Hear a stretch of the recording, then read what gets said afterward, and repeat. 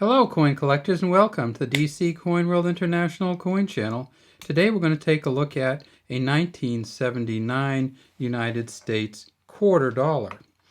And this is it, of course, the George Washington quarter dollar, which has been made in this form since 1965.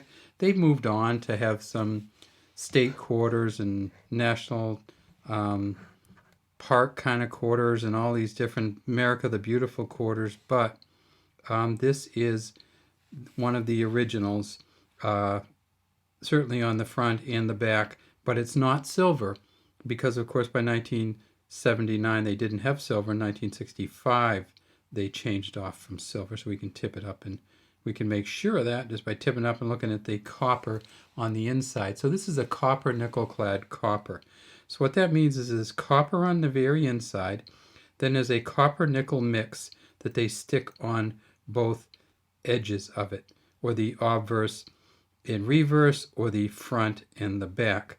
There's also these reeded edges here, and if you want to, and you get a good one, you can actually count and see how many of them there are. There are 119 reeds when it's made, but you can see that this one has just got worn down. Some of the nickel copper's worn off just to straight copper, and it's almost smooth here, but rest assured, when it was first made, it had 119 of these specific ridges in it. Now, one of the things that we get often is we talk about how some of these have a D that fills in, or a P that fills in, and whenever we talk about them, the filled D or the filled P, there are some collectors who say, look, that's just a bunch of crap. And it is kind of a little bit of crap. And they say, well, that just comes because they get banged up. And it is. But the trick is that it still happens. And so this is supposed to be a D here. And it is just hard as the dickens to see whatever that could have been. It almost looks like a square. It doesn't look like it has any shaping to it at all. You can see, if you tip it just right, that it, when it hit, there's the D. It actually drove this plate into it a little bit, so there's a little indentation there, and you see that often when you look at the mint marks on coins. They kind of dig in a little bit. But what's a D supposed to look like? Well, let's look at another D. So that's what it's supposed to look like, kind of like that.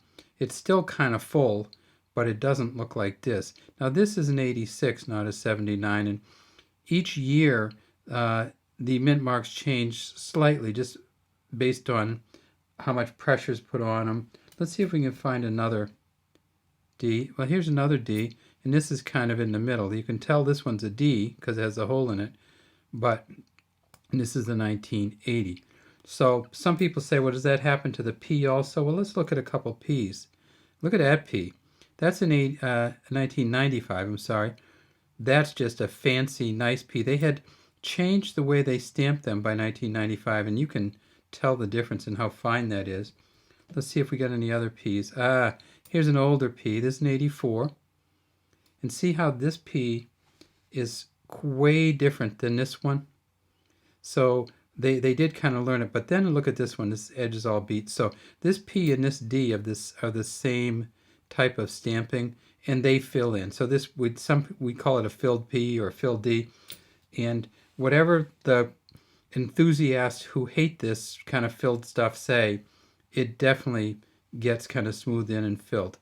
Another thing we can see on this coin that's really interesting is that there is a kind of funky R on here. And if we look at it, we see that this R kind of got scraped down a little bit. That's not a mint error. This is what we call post-mint damage. So this one, what's the R supposed to look like in God We Trust? Well, it's supposed to look a lot more like this R. And you can see that not only did the R get scraped on the bottom, but it actually got kind of flattened out a little bit. And then there's somebody who keeps sending me comments saying, in COD we trust, because sometimes the G gets so messed up, it does look a lot more like a C than it does a G. All right, so this is the front. This is a John Flanagan design. It actually came out in the 1930s as silver. And then in 1965, they flipped it over to the copper, nickel-clad copper. And when we get to the back, this is also a John Flanagan design. One thing about the John Flanagans here is there are no initials to look for. It says United States of America at the top, e pluribus unum here. We look at this eagle. If you get one that's in very fine condition, you'll actually see the body feathers really well on this eagle. This one, they've all been worn off, kind of the worn feather look.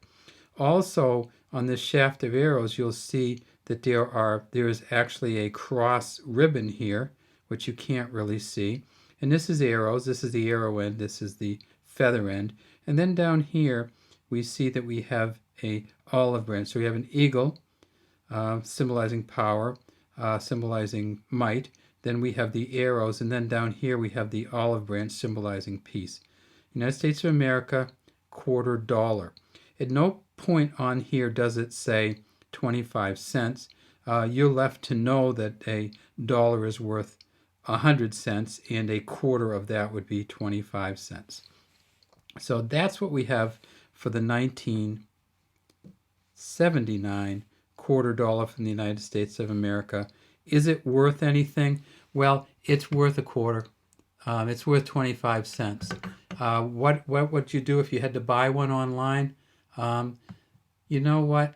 I don't know that there's any valuable 1979 unless you get a specific era, which there aren't that many. In 1979, because this is a D, it means it came from Denver. They did about 500 million of these, 490 million. On the collector's website, they actually list this as about 22 cents. No, they don't even list it as 25 cents. And if you get one that's uncirculated, it's worth about 82 cents.